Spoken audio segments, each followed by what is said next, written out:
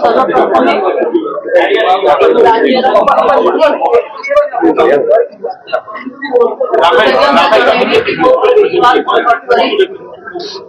मते राज्यर उपमुख्यमंत्री भावे दायित्व देथिबारु दलर सभापति मनमोहन सामंत केंद्रीय नेतृत्व और प्रिय नेता धर्मेंद्र प्रधान महोदय पर्यवेक्षक आसीथिबा प्रतिरक्षा मंत्री राजनाथ सिंह जी भूपेंद्र यादव जी प्रभारी विजयपाल जी लता उसेंडी जी हमरो राष्ट्रीय सभापति देशर प्रधानमंत्री को कृतज्ञता कबू आज ओडिशा रे आमे सरकार देखबार सुयोग पाइछु ताले साधारण लोकन ऊपर प्रधानमंत्री को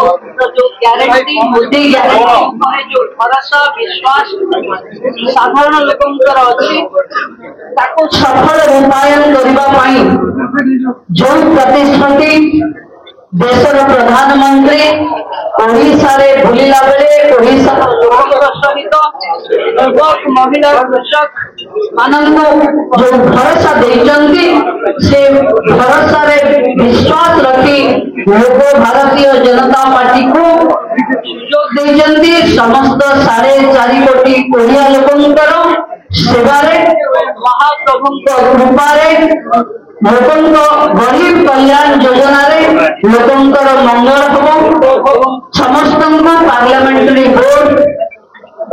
वो भली एक साधारण कार्यकर्ता